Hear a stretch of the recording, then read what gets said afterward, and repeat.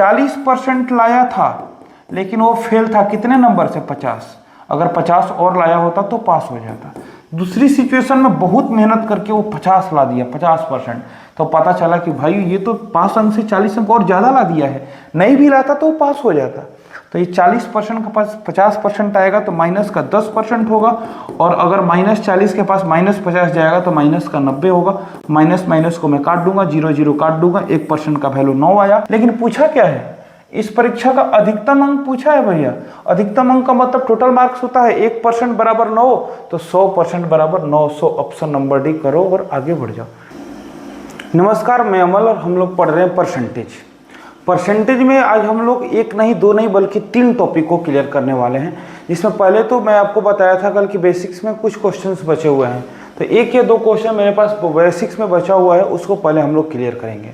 उसके बाद हम लोग चलेंगे अंश और हर पर आधारित एक बहुत अच्छा क्वेश्चन है, जो कि लगभग इस टॉपिक से हर एग्जाम्स में क्वेश्चन पूछे जा रहे हैं।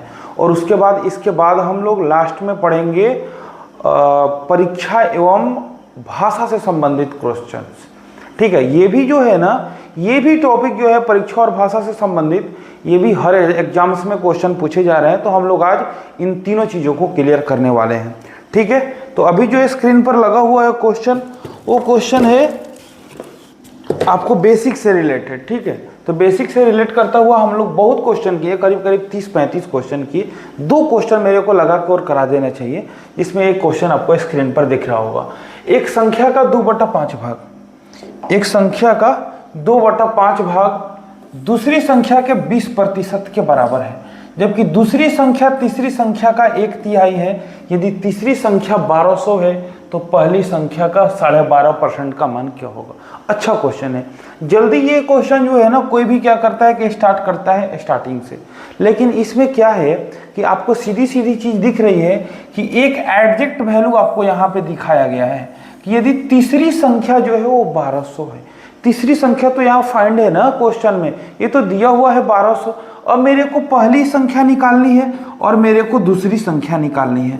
अगर मेरे को ये चीज निकल जाता है तब ना दूसरी से भी मतलब नहीं है। अगर मेरे को पहली निकल गया तो पहली संख्या का 12.5% पूछा है, जो भी पहली संख्या का वैल्यू आएगा मैं उसका 12.5% निकाल के और अपने आंसर तक पहुंचा जा सकता है।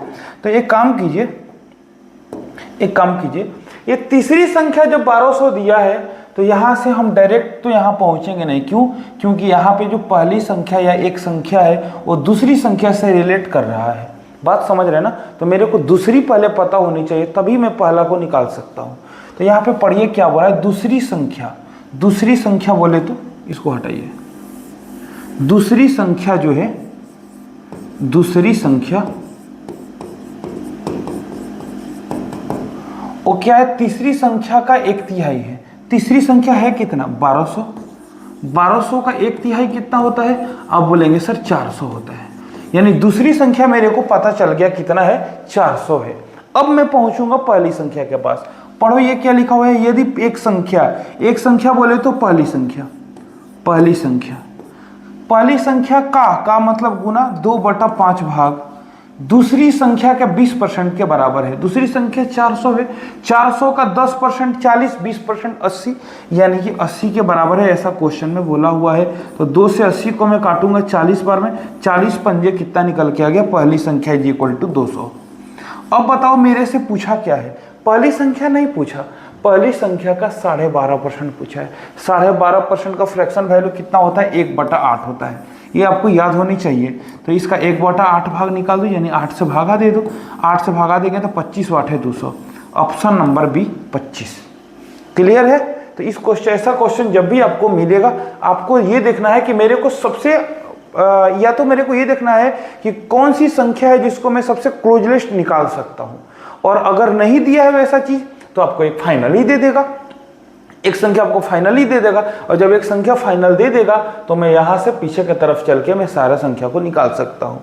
चलिए नेक्स्ट क्वेश्चन की तरफ चला जाए। नेक्स्ट क्वेश्चन की तरफ चलिए। यदि एक संख्या का 6/11 भाग दूसरी संख्या के 22% के बराबर है, जबकि दूसरी संख्या तीसरी संख्या का 1/4 है। ओके, और यदि तीसरी संख्या 2400 है तो पहले एकदम ठीक बिल्कुल पहला क्वेश्चन है। बात समझ रहे ना, एकदम सेम उसी पर आधारित है। अगर आप चाहे तो वीडियो को पॉज करके एक बार कर भी सकते हैं, ठीक है। और नहीं तो मैं तो आपको करके यहाँ दिखा ही दूंगा। तीसरी संख्या हमारा कितना है, 2400, ओके। और जो दूसरी संख्या है वो तीसरी संख्या का 1/4 है। जो दूसरी संख्या है ना वो तीसरी संख्या का, जो दूसरी संख्या है वो तीसरी संख्या का 1/4 है। कौन, दूसरी संख्या। तो निकाल लो, दूसरी संख्या निकल जाएगा हमारा कितना, 600 निकल गया हमारा दूसरी संख्या। अब क्या बोला है कि एक संख्या यानी पहली संख्या जो है उसका 6/11 भाग दूसरी संख्या के 22% के बराबर है। दूसरी संख्या आया है कितना, दूसरी संख्या आया है कितना हमारा 600, और 600 का 22%, 22 गुना 6, 1% किसी भी संख्या का निकालना हो लास्ट से 2 अंक के बाद पॉइंट लगा दो। ये चीज़ मैं आपको बेसिक में बताया हूँ। तो 6 गुना 22 अगर मैं करूँगा 132 आएगा, बात समझ रहे हैं। और 6 से यहाँ फिर 32 को काट दो, 22 बार में कट जाएगा। 22 गुना 11 पहली संख्या निकल के आ गया। 22 दहाँ 220, 22 से कम 22, 220 और 22 कितना होता है, 242। समझ रहे हैं ना। ऑप्शन नंबर बी इस क्वेश्चन का सही आंसर होगा, ओके। पहली संख्या का 10% पूछा हुआ ना, रुकिए। पहली संख्या का 10%, पहली संख्या नहीं पूछा है, पहली संख्या का 10% बताना है। तो बताओ, पहली संख्या मेरे पास तो आ गया 242, इसका 10% निकालना है। लास्ट से 1 अंक के बाद पॉइंट लगाओ, 24.2। ऑप्शन नंबर डी, क्वेश्चन को देख के ही आंसर करना है, ओके। चलिए आगे की तरफ चलिए। अब आ गया मेरा अंश और हर से सब रिलेट करता हुआ क्वेश्चन, ठीक है। तो अंश और हर में मेरे को नहीं लगता कि जो मैं फर्स्ट क्लास लिया था उस सिलेबस वाला, उसमें परसेंटेज स्टार्ट करने से पहले मैं आपको फ्रैक्शन के बारे में समझाया था। तो उसमें छोटे मोटी जो भी चीज़ें थी वो तो कर दी गई थी, वैसे मैं बता देता हूँ। जो एक फ्रैक्शन होता है ना, जो एक भिन्न होता है ना, भिन्न किसे कहते हैं, भिन्न क्या होता है, मैं आपको उस दिन बताया था। भिन्न का मतलब होता है कि जो चीज़ P/Q के रूप में लिखी जाए, जो चीज़ किसके रूप में, P/Q के रूप में लिखी जाए, और Q ≠ 0। Q जो है, हर जो है, P को मानो अंश के बारे में P को नॉमिनेट किया गया है, और हर के बारे में Q को नॉमिनेट किया गया है। यानी जो चीज़ अंश और हर के रूप में लिखा हुआ हो, लेकिन हर जो हो ≠ 0, 0 के बराबर न हो, तो वो चीज़ भिन्न होता है, वो चीज़ फ्रैक्शन होता है, ओके। अब इसमें जो है अंश को मैं इंग्लिश में नोमिनेटर बोलता हूँ और हर को डिनोमिनेटर बोलता हूँ, ठीक है। ये चीज़ आप ध्यान में रखिएगा। अब देखो, अब मेरे पास ये जो अंश और हर है, अंश कोई भी हो, अंश 2 हो, 4 हो, 5 हो, 7 हो, 10 हो, कुछ भी हो, अंश कुछ भी हो, वो अपने आप में कितना % होता है, 100% होता है। और हर भी कुछ भी हो तो वो भी अपने आप में कितना % होता है, 100% होता है। ये चीज़ आप समझ के चलिएगा, और ये चीज़ हमेशा होगा ही होगा किसी भी सिचुएशन में, क्योंकि कोई भी चीज़ अपने आप में जो होता है वो 100% होता है। अब आप चलो क्वेश्चन की तरफ। क्वेश्चन में क्या बोला है देखिए, बड़ा प्यारा क्वेश्चन है। एक भिन्न के अंश में 20% की वृद्धि करेगी। अंश मान लो मैंने माना x, हर को मैंने मान लिया y, सब कुछ ठीक। आप कुछ भी मानो, कोई दिक्कत नहीं है। P/Q मानो, x/y मानो, a/b मानो, कुछ भी मानो, कोई दिक्कत नहीं है। ऊपर वाला जो होता है हमेशा अंश होता है, नीचे वाला जो होता है फ्रैक्शन में वो हमेशा हर होता है। अब आप सोचो कि ये जो भिन्न है, इस भिन्न के अंश जो होंगे वो पहले से कितना % होंगे, आप बोलेंगे सर 100%। और हर भी कितना % पहले से होगा भैया, आप बोलेंगे सर हर भी पहले से 100% ही होगा। अब क्वेश्चन में बोला है कि भिन्न के अंश में 20% की वृद्धि कर दी गई। पहले से तो 100% था, इसमें 20% की वृद्धि कर दी गई।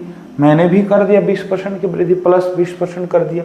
और हर में 30% की वृद्धि कर दी गई, तो मैंने यहाँ पे प्लस का 30% कर दिया, ओके। तो अब इनको बोला है कि तो नई भिन्न का अनुपात ज्ञात करें। जो नया भिन्न निकल के आएगा उसका रेशियो पूछा है। तो 100 + 20 ये 120% हो गया, और यहाँ पर 100 + 30 130% हो गया। परसेंट से परसेंट को मैंने काट दिया, 0 से 0 को काट दिया। 12/13 का मतलब होता है 12:13, ऑप्शन नंबर डी। ये हमारा सबसे बेसिक, सबसे छोटा अंश और हर पर रिलेट करता हुआ क्वेश्चन है। अब हम आगे की तरफ चलेंगे, ठीक है। देखो अगला क्वेश्चन क्या कहता है कि अगर किसी भिन्न के अंश में 20% की वृद्धि कर दी गई। आपको सीधे सीधे बेसिक चीज पता चल गया है कि मेरे को क्या करना है। अगर बोला है कि अंश में 20% की वृद्धि कर दी गई, तो 100 ये पहले से था, 20 बढ़ गया, ये अब कितना हो जाएगा, 120 हो जाएगा। अब प्रतिशत लिखने की भी जरूरत नहीं है, क्योंकि एंड सिचुएशन में तो मेरे को लाके प्रतिशत को काटना ही है। जब काटना ही है तो मैं इसको छोड़ के ही चलूँगा, परसेंट लेके चलना ही नहीं, क्योंकि बार ऊपर नीचे तो बार बार बाद में काटना ही पड़ेगा मेरे को। और जो हर है उसमें क्या किया गया, 10% की वृद्धि की गई, यानी हर अब हो जाएगा 110, 100 + 10 110। और उसके बाद क्या बोल रहा है कि तो नई भिन्न जो है 5/6 प्राप्त होता है। जो नया वाला भिन्न बढ़ने घटने के बाद जो है वो 5/6 बन जाता है। तो आपसे पूछा है कि प्रारंभिक भिन्न यानी कि x/y जो मैंने मान के चला है उसका वैल्यू क्या था। प्रारंभिक भिन्न तो x/y था। अब चलो, अगर हम 0 से 0 को यहाँ पे काट लें, ओके, और तो कुछ कटने लायक दिख नहीं रहा मेरे को, तो x/y = यहाँ से जो 11 है ऊपर जाएगा, 11 × 5 = 55, और यहाँ से 12 जो है नीचे आएगा, 12 × 6 = 72, यानी 55/72 जो है ऑप्शन नंबर ए हमारा इस क्वेश्चन का सही आंसर होगा। तो ऐसे क्वेश्चन को करने में मेरे को नहीं लगता कि आपको कहीं से दिक्कत होने वाला है। अगला क्वेश्चन को देखिए कि अगर किसी भिन्न के अंश में 20% की वृद्धि कर दी गई, 20% वृद्धि बोले तो x/y पहले से मैं मान लेता हूं कि एक भिन्न है, और अगर 20% अंश में वृद्धि हुआ तो ये 120 हो गया, और हर में 25% की वृद्धि हुई तो ये 125 हो गई, ओके। और बढ़ने के बाद हमारा जो भिन्न है वो 8/15 प्राप्त होता है। आप चाहो तो सॉर्ट आउट कर लो इस क्वेश्चन को पहुँच कर। 0 कटने वाला है क्या ये भाई? नहीं, 5 से कट सकता है।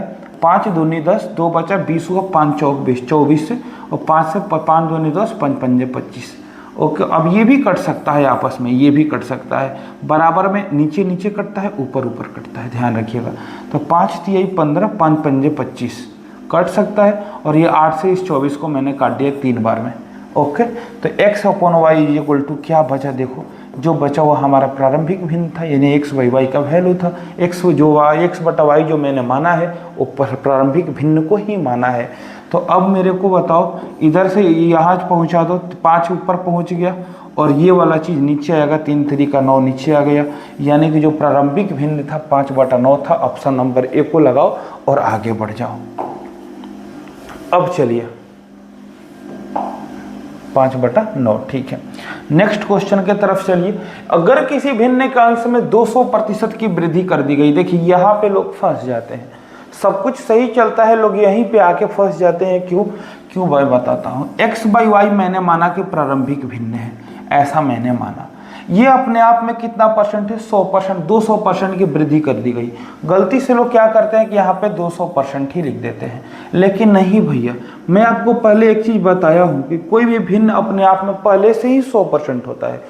भिन्न नहीं, सॉरी, भिन्न का अंश जो होता है वो पहले से ही 100% होता है, और हर भी अपने आप में 100% होता है। तो जब मैं 100% में 200% को बढ़ाऊंगा तो अब ये 200 नहीं बल्कि 100 + 200 ये 300 बन जाएगा। और इस अगर मैं हर में 150% बढ़ाऊंगा तो 100 + 150 ये 250% बन जाएगा। परसेंट से परसेंट को काटो, 0 से 0 को काटो, ठीक है। अब जो है वो करने के बाद जो नया भिन्न बनता है वो 9/10 बनता है। तो पुराना भिन्न बताए या प्रारंभिक भिन्न x/y का वैल्यू बताएं। ये जो चीज़ है कट सकता है अभी भी। 5 पंजे 5 × 36, 5 पंजे 35, 5 से 10 को मैंने उड़ा दिया 2 बार में, ओके। और ये भी कट सकता है 3 से 3 बार में, 3 से 2 बार में। अब x/y बराबर क्या होगा बताओ। ये 2 जाएगा नीचे, हो जाएगा 4, और नीचे से कुछ नहीं जाने वाला है ऊपर, यानी 3/4। ऑप्शन नंबर बी इस क्वेश्चन का करेक्ट आंसर होगा, ठीक है। आगे चलिए। यदि किसी भिन्न के अंश में 20% की वृद्धि कर दी गई और हर में 25% की कमी कर दी गई। देखो कमी कर दिया है इस बार, पहले तो 3-4 क्वेश्चन में कहीं कमी का बात नहीं था, लेकिन इसमें कमी की बात की गई है। कोई दिक्कत नहीं है, हमारा जो कॉन्सेप्ट है वही चलेगा। अगर मैं 100% पहले से अंश था 20% बढ़ाया तो ये तो 120% हो गया, समझ रहे हैं ना। अगर मैं 100% के हर में से 25% घटा दिया तो अब ये 75% घट के हो जाएगा। 100 - 25 75 हो जाएगा। अगर वृद्धि बोलेगा तो मैं प्लस करके लिखूंगा, और कमी बोलेगा तो मैं माइनस करके लिखूंगा। अभी करने के बाद ये जो नया भिन्न है वो 6/5 प्राप्त होता है, 6/5 प्राप्त होता है। तो बोला प्रारंभिक भिन्न यानी x/y का वैल्यू बताओ। क्या दिक्कत है? वही प्रोसेस, वही कॉन्सेप्ट, वही क्वेश्चन, इसको काटो, 5 से काटो इसको 75 को 15 बार में कट जाएगा, और 15 से काट दो इसको 8 बार में, 15 8 120, और इसको काटो 2 से 3 बार में, 2 से 4 बार में। अब ये कहीं से कट नहीं सकता, तो x/y इज इक्वल टू कितना होगा, इधर से 4 जाएगा नीचे और ऊपर में 3 सिर्फ बचा हुआ है, यानी 3/4 ऑप्शन नंबर बी इस क्वेश्चन का करेक्ट आंसर होगा। बताइए अगर कहीं आपको दिक्कत हो रही है तो मेरे से बता सकते हैं कमेंट में या व्हाट्सअप नंबर पे, कहीं भी बता सकते हैं कि सर मेरे को जब ये चीज़ आप समझा रहे थे तो यहाँ पे मुझे दिक्कत हो रही है। दिक्कत आपको कुछ नहीं होगा, आप बस सिर्फ परसेंटेज वैल्यू याद कर लो और आप छोटे छोटे चीज़ों को घर पे बैठ के काटना शुरू करो। काटने पीटने में अगर आपको दिक्कत नहीं होगी, मैं लैंग्वेज को आपको इस तरीके से बेसिक स्तर से लेके आपको मैं क्वेश्चन कराते हुए ऊपर जा रहा हूँ, आपको ये लैंग्वेज में कभी दिक्कत नहीं होगा। और मेरे को मेन रूप से लैंग्वेज को ही पकड़ना है, क्योंकि पूरे अर्थमेटिक को पढ़ना यानी लैंग्वेज को समझना ही है। ये अगर किसी भिन्न के अंश में 12.5% की वृद्धि कर दी गई, देखो अब हमारे पास जो है वो फ्रैक्शन में, मिक्स फ्रैक्शन में परसेंटेज देने लगा, तो मैं क्या करूँगा, कुछ नहीं, प्रोसेस तो वही चलेगा, बस थोड़ा सा हमारा जो दिमाग है ना वो अगले स्तर पे यूज होगा। अगर क्वेश्चन में बोला है कि यदि किसी भिन्न के अंश में 12.1/2% की वृद्धि कर दी गई, 12.1/2% का वैल्यू होता है 1/8, ये याद होनी चाहिए। और हर में 16.2/3% की वृद्धि हुई है, 16.2/3% का वैल्यू होता है 1/6। ये दो चीज़ आपको याद होनी चाहिए। अब क्या बोला है क्वेश्चन में, बाकी आप सारा वही सिस्टम पे बैठा दो। अगर कोई एक भिन्न है x, ठीक है, और उसमें उसके अंश में 1/8 की वृद्धि हुई, 1/8 की वृद्धि का मतलब क्या होता है बताओ, 1/8 की वृद्धि का मतलब क्या होता है, वृद्धि मतलब होता है प्लस, कमी मतलब होता है माइनस। बात समझ रहे। और मैं आपको पिछले क्लास में, जस्ट इसके पीछे वाला क्लास में, जब मैं मिक्स फ्रैक्शन को तोड़ के समझाया था तब बताया था कि जब भी नीचे होता है ना वो हमारा मेन वैल्यू होता है, वही वास्तविक संख्या होता है, वही प्रारंभिक संख्या होता है। यानी कि पहले से अंश जो था वो कितना था, 8 था, अब उसमें वृद्धि कितनी की कर दी गई, 1 की, तो अब जो है अंश जो है वो 8 से बढ़ के 9 हो गया होगा, यानी कि 9/8 का रूप पकड़ लेगा। और जो हर y है हमारा वो क्या है, 1/6 के रूप में बढ़ा है, यानी 6 पहले से था, अब इसमें 1 का वृद्धि कर दिया गया, यानी कि हो गया कितना, 7। आपको ये दो चीज़ बैठाने में अगर दिक्कत नहीं होगा तो आप इस क्वेश्चन को भी बहुत जल्दी सॉर्ट आउट कर लेंगे। अगर आपको ये चीज़ बैठाने में दिक्कत है तो वीडियो को थोड़ा सा पीछे जाइए और फिर से समझिए। ओके, अब देखो ये क्या बोला है कि तो नई भिन्न जो है वो 3/4 के रूप में बन जाती है। तो क्वेश्चन ने बोला है कि प्रारंभिक भिन्न क्या था। बात समझ रहे ना। अब तो आपके सामने सिर्फ कैलकुलेशन वाली मामला रह गई है, बाकी तो कुछ है नहीं। ये 9x/8 है, क्या है 9x/8, और ये क्या है 7y/6 है, 7y/6 इज इक्वल टू कितना है 3/4। आप इसको कैलकुलेट करो, इसको आप सेम टू सेम छोड़ दो, 9x/8, इस डिवाइड को आप गुना में कन्वर्ट करो, जैसे गुना में कन्वर्ट करोगे ये चीज़ बदल जाएगा, यानी 6/7y हो जाएगा, इज इक्वल टू है कितना 3/4। ओके, आप इसको काट लो 3 से 6 को 2 बार में, काट सकते हो ना। आप काट लो इस 4 से 8 को 2 बार में, काट सकते हो। आप ये 2 से ये 2 को उड़ा दो, तो अब बचा क्या आपके पास बताओ, x/y इज इक्वल टू 7 ऊपर जाएगा 9 नीचे आएगा, यानी 7/9 ऑप्शन नंबर डी इस क्वेश्चन का करेक्ट आंसर हुआ। आपको थोड़ा सा कैलकुलेशन अपना सही करना है। अगर मेरे को थोड़ा सा अच्छा नॉलेज, डीप नॉलेज रहेगा तो ये चीज़ भी करने की ज़रूरत नहीं है। मैं यहीं पे सोच लूँगा कि सर 9x/8 तो ये चीज़ हो गया, और ये जो है ये 7y/6 जो है ये पलट जाएगा, ये जो डिवाइड है गुना में कन्वर्ट करेंगे तो, यानी ये 6/7y हो जाएगा, 6/7y हो जाएगा। तो अब मैं काट सकता हूँ 6 से यहाँ 8 को काट सकता था, 2 3 6 2 चौका 8, काट सकते थे ना, बोलो आप हाँ काट सकते थे सर। उसके बाद ये 9 से 7 तो कटेगा नहीं कटेगा ना, तो अब हमारे ये बच गया था यहीं पे 9x/4 और ये बच गया था 7y/3। बात समझ रहे।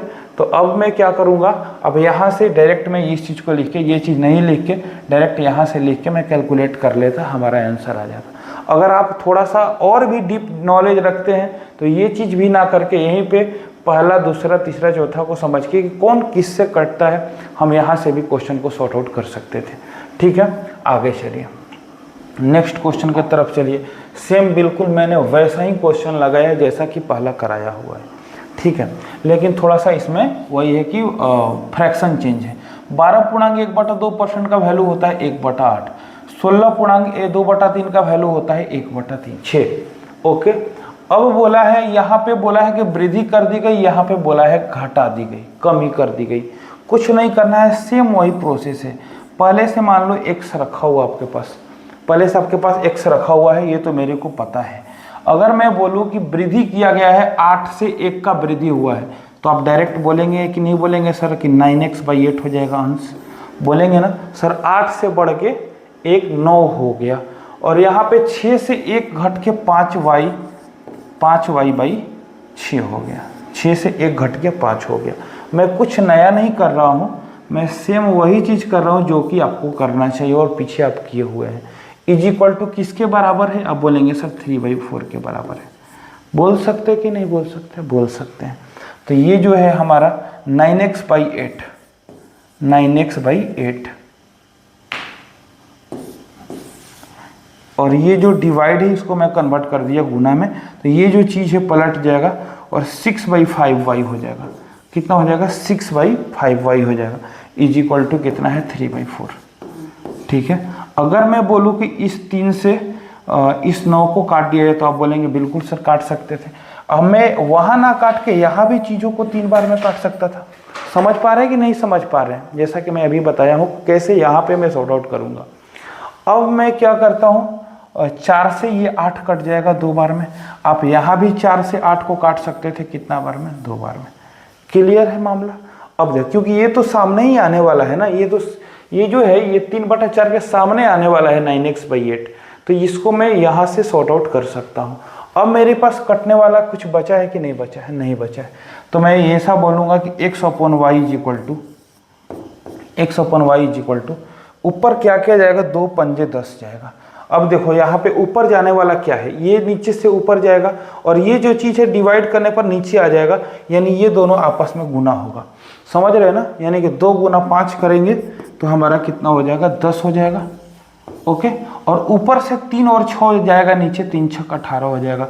यहाँ पे भी आप कर सकते हो, ये जो है ये दोनों आपस में गुना होता है। पहली गुना चौथी, दूसरी गुना तीसरी, ये रूल्स है। पहली गुना चौथी, दूसरी गुना तीसरी, ये रूल्स है।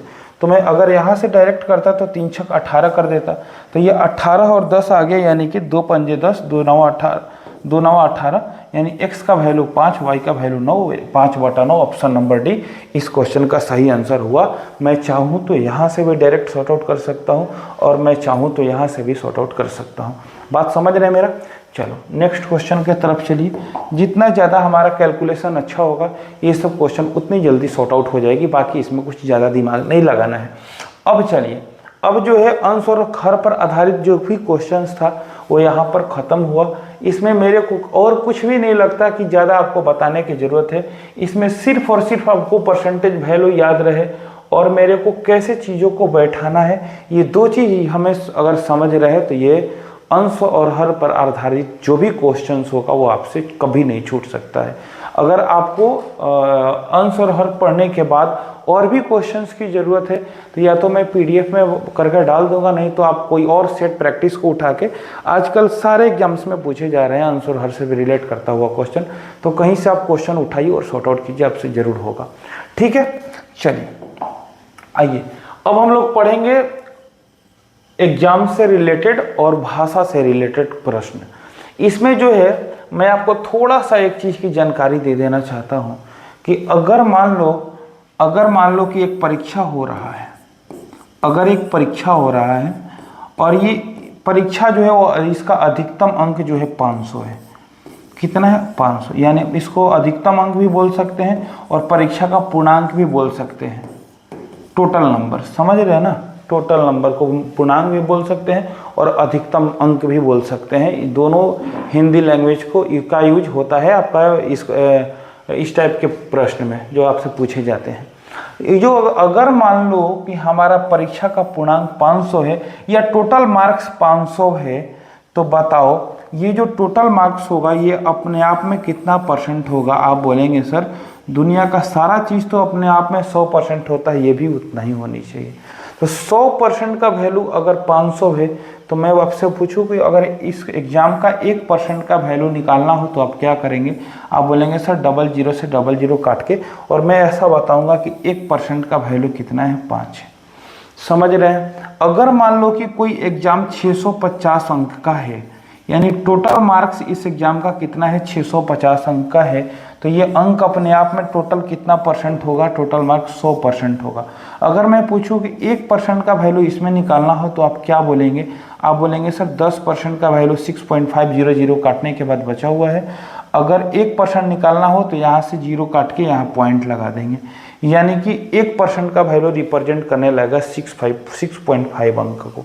बात समझ रहे हैं मेरा? अच्छा, अब एक चीज़ और यहाँ से मैं सिर्फ आपको ये समझाना चाहता था कि कोई भी परीक्षा का पूर्णांक जितना भी हो, ठीक है, 500 हो, 700 हो, 900 हो, 2700 हो, वो अपने आप में कितना परसेंट होता है? आप बोलेंगे सर वो अपने आप में 100% होता है। अब आप आगे की तरफ चलिए।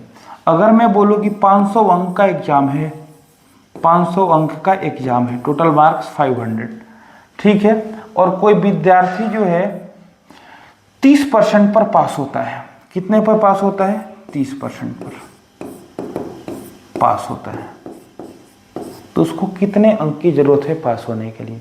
तो बोलेंगे सर जितना भी टोटल अंक है उसका मैं 30% निकालूंगा, यानी 30/100 निकालूंगा, 0 कट जाएगा, 0 कट जाएगा, 50 दिया हमारा कितना हो गया? 150। यानी 150 अंक अगर वो लाएगा तो व्यक्ति क्या हो जाएगा? बताओ, वो व्यक्ति पास हो जाएगा। समझ रहे मेरा बात? अगर मान लो मैं आपसे ऐसा बोलूं कि एक व्यक्ति जो है 500 अंक के एग्जाम में, ठीक है, 100 अंक लाता है। कितना अंक लाता है? 100 अंक लाता है।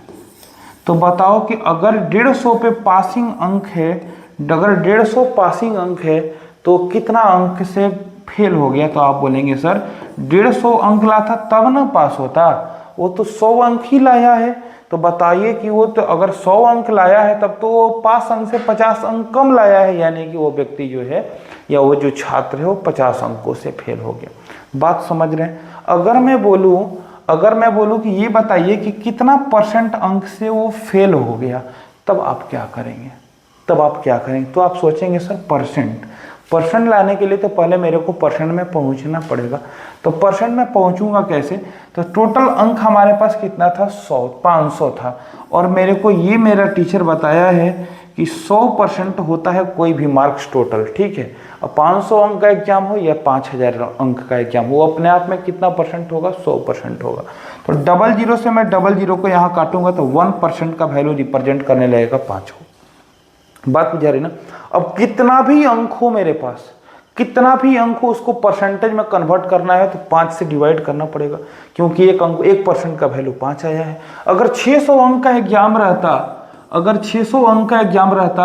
तो मैं इसको 100 से भाग देता, और 100 से भाग देने के बाद 6 बचता, यानी कि इस एग्जाम में जितना भी अंक हो उसको परसेंट में कन्वर्ट करना हो तो मैं 6 से डिवाइड करूंगा, क्योंकि 1% का वैल्यू 6 आया है, यहाँ पर 5 आया है। 50 अंक से फेल हो गया। मैं आपसे पूछ रहा हूं कि कितने प्रतिशत से फेल हुआ? फेल का प्रतिशत बताओ। तो आप बोलेंगे सर 50 अंक से फेल हुआ है, प्रतिशत में कन्वर्ट करना है तो मेरे को 5 से डिवाइड करना पड़ेगा। 5 दहिया 50, यानी कि 10% अंक से वो क्या हो गया? फेल हो गया। समझ रहे ना मेरा बात? तो ये चीज़ ही समझना बहुत ज़्यादा इम्पोर्टेंट है, क्योंकि ज़्यादातर जो क्वेश्चन है ना इसी बेस पर पूछा जाता है। एक क्वेश्चन देखिए आपके सामने लगा हुआ है, एक क्वेश्चन जो है वो आपके सामने लगा हुआ है। आप इस क्वेश्चन को देखो, आप इस क्वेश्चन को एक बार देखो। क्वेश्चन ऐसा बोला है कि एक छात्र 25% अंक लाकर 210 अंकों से फेल हो जाता है। एक विद्यार्थी जो है वो 25% अंक लाया था। कितना परसेंट लाया था? x। मान लो कि उस एग्जाम का टोटल मार्क्स x है। टोटल मार्क्स क्या है? टोटल मार्क्स x है, ओके। और इस x का उसने कितना परसेंट मार्क्स लाया है? 25% मार्क्स लाया है, ठीक। लेकिन इतना लाने के बाद भी वो फेल है। कितने अंकों से फेल है? आप बोलेंगे सर 210 अंक से।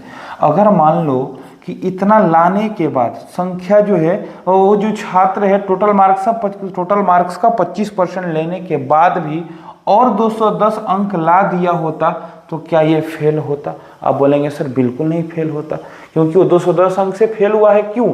क्योंकि वो 25% लाया है। मैं बोल रहा हूँ कि 25% लाता, साथ में 210 अंक और लाता तो क्या वो फेल होता? आप बोलेंगे सर तब तो नहीं फेल होता, क्योंकि मैंने यहाँ पे जितना परसेंट वो लाया है उसमें और ऐड कर दिया हूँ जितने अंकों से वो फेल हो गया है। ठीक है। और दूसरी कंडीशन लगाई गई है कि अगर वह जब 55% अंक लाता है, जितना भी टोटल मार्क्स हो उसका 55% अंक जब वो लाया, बात समझ रहे हैं ना, तो पास अंक से 240 अंक ज्यादा ला दिया। यानी जब वो 55% मार्क्स लाया तो 240 अंक ज्यादा लाया। यानी कि अगर ये 240 अंक ज्यादा वाला नहीं भी लाया होता तो फेल नहीं होता, वो पास हो जाता। यानी कि ये भी हमारा पासिंग अंक है और ये भी हमारा पासिंग अंक है। ठीक है। जब दोनों हमारा पासिंग अंक है तो मैं दोनों को आपस में क्या कर दिया? इक्वल कर दिया, बराबर कर दिया। अब मेरे को सिर्फ और सिर्फ इस क्वेश्चन को सॉर्ट आउट करना बाकी है। अगर मैं आपसे बोलूं कि ये 25% है, इसको हटा के 1/4 लिख दिया जाए तो कोई दिक्कत नहीं। 25% का वैल्यू ही 1/4 होता है। अच्छा, और 55% को काट के अगर मैं लिख दूं 11/10, सॉरी 11/20, 5 से 11 बार में 55, 5 से 20 बार में 100, तो ये हो गया हमारा x/4। और प्लस में कितना है? 210 अंक है। और उधर क्या है? 11x/20, माइनस का कितना है? 240 है। अब मैं ऐसा करता हूँ, x को एक जगह कर देता हूँ और अंक को एक जगह कर देता हूँ। तो x/4 में से अगर मैं 11x/20 को घटाऊं, x/4 में से अगर मैं 11/20 को घटाऊं, 11x/20 को घटाऊं, तो उधर ये जो माइनस का 240 है अपने पास किसको बुला लेगा? अपने पास प्लस 210 को बुलाएगा, तो उधर जाएगा माइनस का 210 होगा। तो ये जो है हमारा 20/4 का एलसीएम होता है 80। ठीक है। 4 से 80 बार में कटा 20 में x से गुना हुआ 20x, माइनस 20 का 80, 4 से 11 बार में गुना हुआ 44x, is equal to minus minus plus, लेकिन चिन्ह रहेगा माइनस का। 240 में 210 को ऐड करेंगे 250 और 200 450। ठीक है। तो ये जो है हमारा, यहाँ पे कैलकुलेट कर लेते हैं। 20 में से 44 को घटाएंगे, माइनस का 24 बचेगा ना, बटे में कितना है? 80, इज इक्वल टू माइनस का 450। माइनस माइनस को मैंने काट दिया, और यहाँ पे ये चीज कट सकता है 4 से 6 बार में, 4 से 20 बार में। ठीक है। 5 4 9, ये भी कट सकता है 3 से 2 बार में, और 3 से 15 150 बार में। 2 से इसको काट दो 10 बार में। 10 में अगर 150 से गुना होगा तो कितना बन के आएगा? 150 10 1500। अब आपसे क्या पूछा है वो देखो। ये जो 1500 आया वो मेरा x का वैल्यू आया। किसका वैल्यू आया? x का। यानी x बोले तो टोटल मार्क्स हमारा आ गया कितना? 1500। अब आपसे क्वेश्चन में पूछा क्या है कि तो पास प्रतिशत ज्ञात करें। पास का जो प्रतिशत है वो बताना है। तो बताओ भैया, जब टोटल मार्क्स 1500 है तो 1% का वैल्यू क्या होगा? आप बोलेंगे सर 15 होगा। अभी तो मैं बताया था आपको, जितना भी आपका टोटल मार्क्स है आप इसको 100 से डिवाइड करो, क्योंकि ये टोटल मार्क्स अपने आप में 100% होता है। तो 1500 में 100 से मैं डिवाइड करूंगा तो ये जो है हमारा 00 से 00 कट जाएगा, और 1% का वैल्यू रिप्रेजेंट करने लगेगा किसको? 15 को। सही है। अब चलो, मेरे से पूछा है कि पास परसेंट बताओ, एक विद्यार्थी कितना परसेंट अंक लाया था? तो आप बोलेंगे सर 25% लाया था, लेकिन वो फेल था। कितने अंकों से फेल था? आप बोलेंगे सर 210 अंकों से फेल था। अगर ये 210 अंक लाया होता तो फेल होता? नहीं होता, पास हो जाता। तो इस 210 अंक को अगर मैं प्रतिशत में कन्वर्ट कर लूँ 15 से डिवाइड करके, तो क्या हमारा काम नहीं बन जाएगा? बन जाएगा ना। तो 15 से अगर मैं डिवाइड करूंगा तो ये परसेंट हो जाएगा, और 15 एकम 15, 6 60, 15 चौका 60, यानी 25% लाया था, 14% और लाता तो फेल नहीं होता, यानी पास हो जाता। यानी कि पासिंग मार्क्स कितना है? 39%। ये इस क्वेश्चन का विधिवत बेसिक रूप से बनाने का तरीका है। ठीक है। मैं इसको बचपन से अगर 7, 8, 9, 10 क्लास में अगर मैं इसको करता तो बेसिक रूप से इस क्वेश्चन को इस तरीके से करता, लेकिन अब मेरे को इस तरीके से करने की कोई ज़रूरत नहीं है, क्योंकि अब हम इस क्वेश्चन को अपने हिसाब से सोच के बनाएंगे ना। अगर मैं बेसिकली इस क्वेश्चन को बनाने लगूँ या किसी भी क्वेश्चन को बनाऊं तो शायद ही मेरे से कोई एग्जाम क्रैक हो पाएगा। आपको लगता है कि सर ये क्वेश्चन मेरे से बन जाएगा, अरे भाई बन जाने से तो कोई मतलब ही नहीं है, मेरे से जल्दी बनने से मतलब है ना। बनाने को तो कोई बना देगा, लेकिन अगर मैं 2-2, 3-3, 4-4 मिनट अगर क्वेश्चन पे लूँ तो क्या मैं एग्जाम को क्रैक कर पाऊंगा? और 15-20 मिनट में मैं 25 क्वेश्चन को कैसे सॉल्व करूंगा बताओ? मेरे को तो 1 मिनट भी नहीं चाहिए, मेरे को टारगेट तो रखनी है 30 सेकंड की, है ना। आप ऐसा सोचो कि 25% अंक लाया है, 25% अंक लाया है, 210 अंकों से फेल हो गया। अगर ये 210 लाता तो पास हो जाता। बात समझ रहे? सीधे सीधे डाटा में चलो। अगर दूसरी सिचुएशन में 55% अंक लाया है, लेकिन ये पास अंक से 240 ज्यादा लाया, अगर 240 नहीं भी लाता तो ये पास हो जाता। बेसिक में मेरे पास एक ऐसा डाटा मिला हुआ था, अगर ये भी पास है ये भी पास है तो दोनों पास को आपस में क्या किया जाए? बराबर किया जाए। अब मैं परसेंट को एक तरफ कर लेता हूं और डाटा को एक तरफ कर लेता हूं। 25% के पास 55% आएगा तो ये माइनस का 30% बन जाएगा। 25 में से 55 गया, अब 30, और -240 के पास -210 जाएगा तो माइनस माइनस प्लस चिन्ह रहेगा माइनस का, और 240 210 ये बन जाएगा 450। ठीक है, माइनस से माइनस को काट दिया मैंने, 0 से 0 को काट दिया। 3% का वैल्यू 45, 1 का वैल्यू कितना हो जाएगा? 15। बात समझ रहे ना? 1% जो है रिप्रेजेंट करने लगा किसको? 15 को। अब मेरे से पूछा है पास प्रतिशत बताओ, तो ये भी पास प्रतिशत है, ये भी पास प्रतिशत है। मेरे को जिधर से मर्जी करेगा वहां से पास परसेंट को निकाल सकता हूं। अगर ये पास प्रतिशत, ये तो प्रतिशत में है ही, इसको बदल दो। 1% का वैल्यू 15 आया है, इसको अगर परसेंटेज में कन्वर्ट करना है 15 से भाग दो। 15 एकम 15, 6 21, 60, 15 चौका 60, 14%। 25 और 14 कितना? 39% इस क्वेश्चन का आंसर हो गया। समझ पा रहे हैं ना? इधर से मर्जी करेगा 240 में 15 से डिवाइड कर दूंगा मैं। ठीक है, तो 15 से इसको काटो, 15 एकम 15, 9 बचे, 15 9 24, 90 हुआ, 15 छक 90।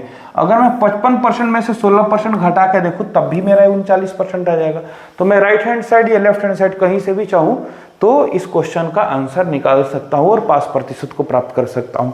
सपोज इस क्वेश्चन में पूछ देता कि इस क्वेश्चन का पूर्णांक क्या है, इस प्रश्न में चाहे ये इस परीक्षा का टोटल मार्क्स क्या है, यानी पूर्णांक क्या है, तो आप बोलेंगे सर 1% का वैल्यू जैसे मैं लाया 15, मेरे को पता चलनी चाहिए कि कोई भी परीक्षा में टोटल मार्क्स 100% होता है और 1% का वैल्यू 15 है तो 100% का वैल्यू 1500 होगा। यानी इस क्वेश्चन का अगर पूर्णांक पूछा होता, टोटल मार्क्स पूछा होता या अधिकतम अंक पूछा होता तो 1500 अंक हमारा आंसर हो जाता। ठीक है, अब चलिए आगे की तरफ। एक छात्र 36% अंक लाकर, ठीक है, 32 अंकों से फेल हो जाता है और 48% अंक लाता है तो 64 अंक ज्यादा लाता है। समझ रहे ना? अगर वो 36% लाया तो 32 अंक से फेल हो गया, यानी 32 और लाया होता तो ये पास हो जाता। अच्छा, दूसरी सिचुएशन में वो 48% अंक लाया है और वो 64 अंक ज्यादा लाया है पास अंक से, अगर 64 ना भी लाता तो पास हो जाता। समझ रहे ना मेरा बात? तो सिंपल चीज है, परसेंट को एक जगह करो और ये डाटा को एक जगह कर लो। अगर मैं 36% के पास 48% को बुलाऊं तो माइनस में आएगा। 36 में से 48 घटेगा, 36 46 2 48, 12% होगा। और इधर में -64 के पास -32 प्लस 32 उधर जाएगा -32, यानी 64 और 32 हो जाएगा माइनस का 96, सॉरी कितना हो जाएगा? माइनस का 96, 64 60 30 90 4 2 6, ये माइनस काट दो, 12 से 96 को उड़ा दो, कितना बार में? 8 बार में। यानी 1% का वैल्यू कितना आ गया? 8। 1% बराबर कितना अंक? 8 अंक। अब मेरे से पूछा है क्या? पास प्रतिशत बताओ। पास प्रतिशत ये भी है, ये भी है। अगर मैं 32 को 8 से डिवाइड कर दूं तो ये 8 चौक 32, 4% बच गया। 36 और 4, ऑप्शन नंबर सी 40% आंसर। इधर से मर्जी करेगा, इधर से निकालो। 64 में भाग दे दो 8 से, आठू आठू 64, 8% हो गया। 48% में से 8% घटाओ तब भी 40% आएगा। समझ रहे ना, जिधर से मर्जी करेगा उधर से मैं क्वेश्चन को कर सकता हूं। नेक्स्ट क्वेश्चन की तरफ चलिए। एक छात्र 40% अंक लाकर 50 अंकों से फेल हो जाता है और 50% अंक जब लाता है तो 40 अंक ज्यादा लाता है। 40% लाया था लेकिन वो फेल था कितने नंबर से? 50। अगर 50 और लाया होता तो पास हो जाता। दूसरी सिचुएशन में बहुत मेहनत करके वो 50 ला दिया, 50%, तो पता चला कि भाई ये तो 5 अंक से 40 अंक और ज्यादा ला दिया है, नहीं भी लाता तो वो पास हो जाता। तो ये 40% के पास 50% आएगा तो माइनस का 10% होगा, और अगर -40 के पास -50 जाएगा तो माइनस का 90 होगा। माइनस माइनस को मैं काट दूंगा, 0 0 काट दूंगा, 1% का वैल्यू 9 आया। अगर मैं इसको या इसको प्रतिशत में कन्वर्ट कर लूं तो हमारा वैल्यू निकल सकता है। लेकिन पूछा क्या है, इस परीक्षा का अधिकतम अंक पूछा है भैया। अधिकतम अंक का मतलब टोटल मार्क्स होता है 1% बराबर 9, तो 100% बराबर 900। ऑप्शन नंबर डी करो और आगे बढ़ जाओ। इसमें तो कुछ करना ही नहीं है, समझ पा रहे हैं ना। चलो, आपको मैं अभी बताया था कि आपसे अधिकतम अंक भी पूछा जा सकता है। नेक्स्ट क्वेश्चन देखो। चलो, ये थोड़ा अलग क्वेश्चन है और इसमें थोड़ा सा अपना खुद का माइंड लगाना बहुत जरूरी है, क्योंकि ये है तो मैथ्स, लेकिन माना जाता है कि इसमें रीजनिंग वाला थोड़ा सा माइंड लगता है। थोड़ा हमारा जो प्रेजेंट माइंड है वो तो हमारा एकदम क्वेश्चन के ऊपर लगनी चाहिए इंस्टेंट, तभी ये क्वेश्चन सॉर्ट आउट होगा आपसे, नहीं तो नहीं हो पाएगा। 60 विद्यार्थियों की कक्षा में टोटल स्टूडेंट कितना है? Total student is equal to 60। Okay, अब देखो इसमें से बोल रहा है कि एक कक्षा में 30% छात्र केवल अंग्रेजी बोलते हैं। देखो, मैं वेन डायग्राम पे इस क्वेश्चन को सेट करता हूं। ये है, मान लो कि हमारे पास जो सर्कल है वो किसका है? इंग्लिश वाला का है। ये किसका है? इंग्लिश वाला का है। और 20% छात्र केवल हिंदी बोलते हैं। एक सर्कल मैं और बनाऊंगा हिंदी वाले के लिए, और शेष छात्र दोनों भाषा बोल सकते हैं। कुछ इसमें कॉम्बाइंड भी करना है, कुछ दोनों भी जानते हैं। जब दोनों जानते हैं तो मैं इस तरीके से फिगर बनाता हूं और ये कर देता हूं क्या? हिंदी। चलेगा? चलेगा कि नहीं? अब आप क्वेश्चन को देखो। 60 विद्यार्थियों की कक्षा में 30% केवल अंग्रेजी बोलते हैं। 60 का 30% कितना होता है? 10% 6, 30% 18। केवल इंग्लिश बोलने वाले कितने हैं? 18। ठीक है। 20% केवल हिंदी बोलते हैं। 60 का 20%, 60 का 10%, 20%, 10 दूनी 6 दूनी 12। ये हो गया हमारे पास केवल हिंदी बोलने वाले। एवं शेष छात्र दोनों भाषा बोल सकते हैं। तो बताओ कि 60 में से 18 और 12, 30 तो निकल गया। तो 30 निकल गया 60 में से, तो बचा कितना? आप बोलेंगे सर 30 बचा हुआ है। और ये जो 30 शेष जो बचे हुए हैं ना, ये क्या बोला है? दोनों भाषा बोल सकते हैं। बोल सकते हैं का मतलब और बोलते हैं का मतलब बहुत अलग है। बात बुझा रही ना?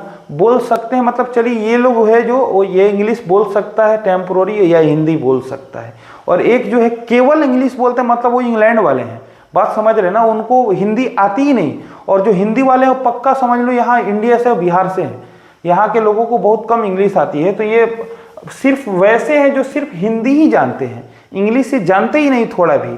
तो आप ऐसा सोचो कि अब क्वेश्चन में मेरे से पूछा जा रहा है कि तो बताएं कि कितने छात्र हिंदी बोल सकते हैं। आप ये देखो, ये 12 तो पक्का अपने वाले हैं ना, ये 12 तो पक्का अपने वाले हैं। इनको तो पूरा हिंदी खांटी आती है, एकदम प्योर हिंदी ये जानते हैं। और ये 30 जो है ये भी बोल सकते हैं। तो 30 और 12 कितना हो गया? 42। 42 ऐसे छात्र हैं जो हिंदी बोल सकते हैं।